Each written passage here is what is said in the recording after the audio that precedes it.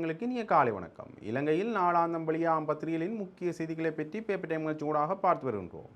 அந்த வகையில் 25ஆம் தேதி ஜூலை மாதம் 2025ஆம் ஆண்டு வெளியான பத்திரிகைகளின் முக்கிய செய்திகளை பற்றி பார்க்கலாம்.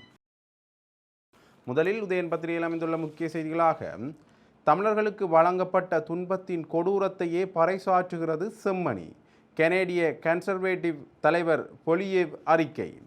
தமிழ் மக்களுக்கு வழங்கப்பட்ட துன்பத்தின் கொடூரத்தையே செம்மணி புதைகுழி வெளிப்படுத்துகின்றது. நாம் ஆட்சியமைக்கும் காலத்தில் இலங்கையின் இனப்படுகொலையாளிகள் அனைவருக்கும் வரலாற்றில் இதுவரை இல்லாத வகையில் தடைகளை அறிவிப்போம். இவ்வாறு தெரிவித்துள்ளார் கனடாவின் எதிர்க்கட்சியான கன்சர்வேட்டிவ் கட்சியின் தலைவர் பொலியேவ். கருப்பு ஜூலையை முன்னிட்டு அவர் வெளியிட்டுள்ள சிறப்பு அறிக்கையில் மேலும் உள்ளதாவது: தமிழ் கனேடியர்கள் கருப்பு ஜூலை படுகொலைகளை அஞ்சலிக்கும் சமநேரத்தில் ஜாழ்ப்பாணம் செம்மணி மனித புதைகுழியில் இருந்து ஏராளமான மனித எண்புத் தொகுதிகள் மீட்கப்பட்டு வருகின்றன. குழந்தைகளின் மனித எண்புக்கூடுகள், விளையாட்டுப் பொருள்கள், புத்தக பைகள் என அந்த மனித புதைகுழியில் இருந்து மீட்கப்படும் விடயங்கள் பதைபதைக்க வைக்கின்றன. அத்துடன் தமிழர்களுக்கு எதிராக கட்டவிழ்த்து விடப்பட்ட துன்பங்களின் ஈவிரக்கமற்ற தன்மையையும் காண்பிக்கின்றன. தமது உறவுகள் தற்செயலாக காணாமல் போகவில்லை என்று தமிழ் கனேடியர்களும் ஈழத் தமிழர்களும் வலியுறுத்தி வருகின்றனர். அவர்களின் கூற்றின் உண்மைத்தன்மையை செம்மணி மனித புதைகுழி நிரூபித்து வருகின்றது.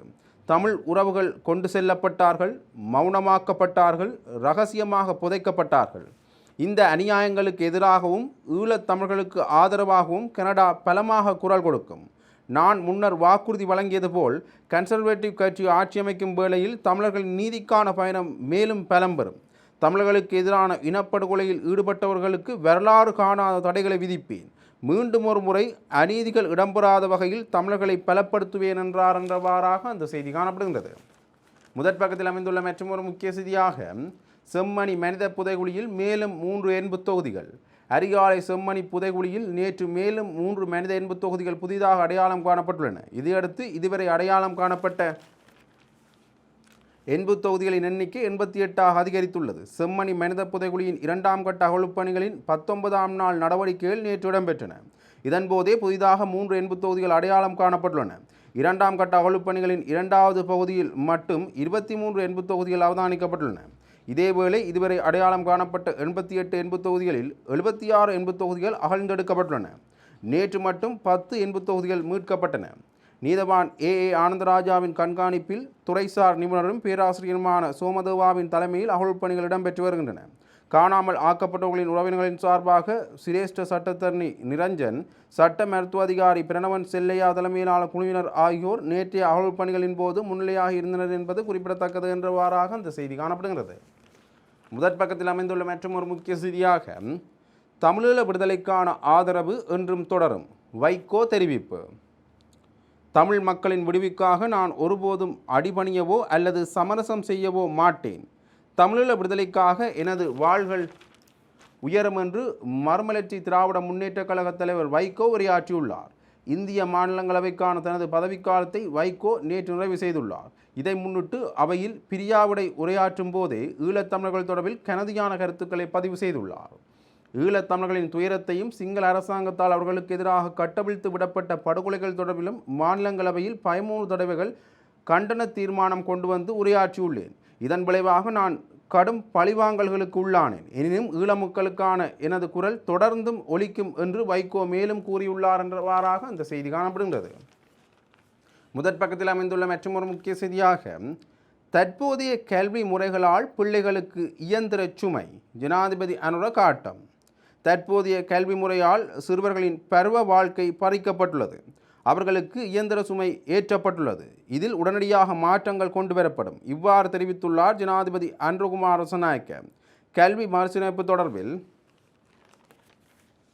நாடாளுமன்றத்தில் நேற்று அவர் மேலும் தெரிவித்துள்ளதாவது: தற்போதைய கல்வி முறை தொடர்பில் எவரும் திருப்தி அடைய முடியாது. கல்வி முறையை மறுசீரமைக்கும் போது பலரும் பாடத்திட்டங்கள் தொடர்பில் கருத்துக்களை வெளிப்படுத்துகின்றனர். ஆனால் நான் கூறுவது என்னவென்றால், நாம் முன்னெடுக்கும் மறுசீரமைப்பு பாடத்திட்டங்களை மட்டுமே இலக்காக கொண்டதல்ல.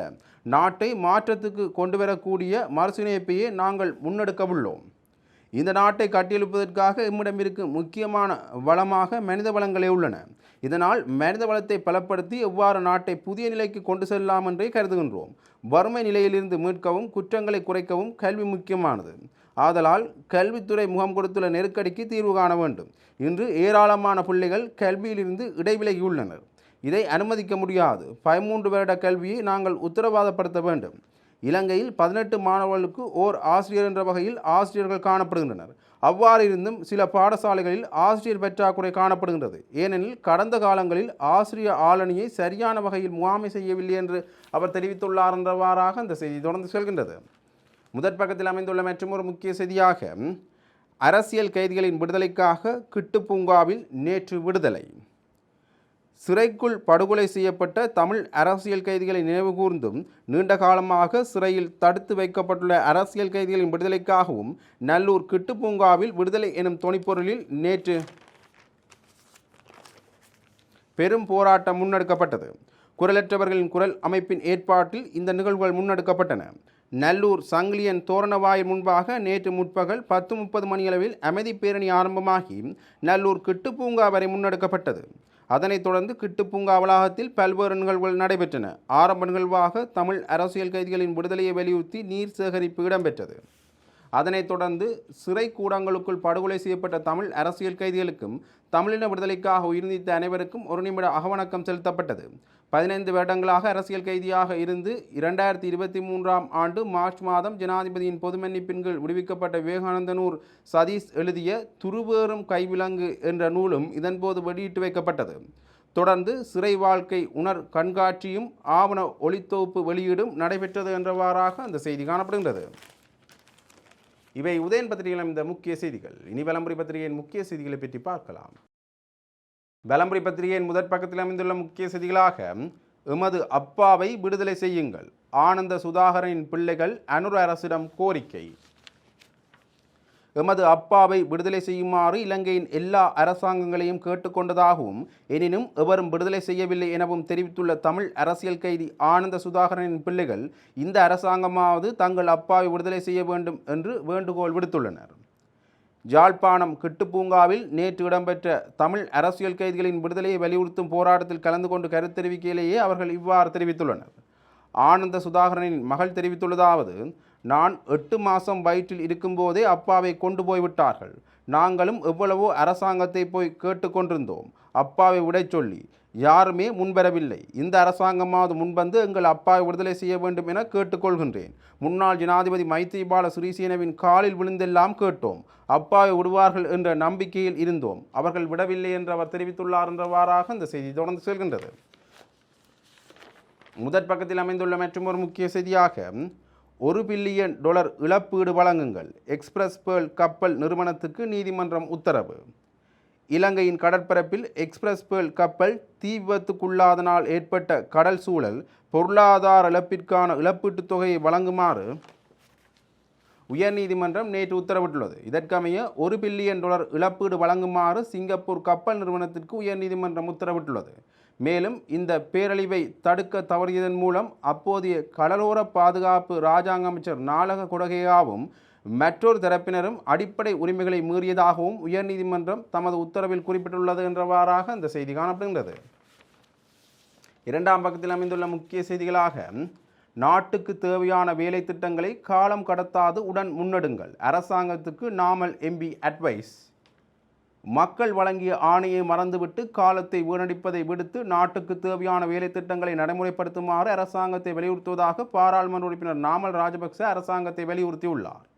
கொழும்புள்ள பொதுஜன பெரமுன தலைமையகத்தில் நேற்று வியாழக்கிழமை இடம்பெற்ற நிகழ்வொன்றில் கலந்து கொண்டதன் பின்னர் ஊடகங்களுக்கு கருத்து வெளியிடும் போதே அவர் இதனை தெரிவித்துள்ளார். அவர் மேலும் குறிப்பிடுகையில், நாட்டு மக்களுக்காக சேவையாற்றக்கூடிய அரசியல் சக்தியாக ஸ்ரீலங்கா பொதுஜன பெரமுன மீண்டும் உருவெடுத்துள்ளது.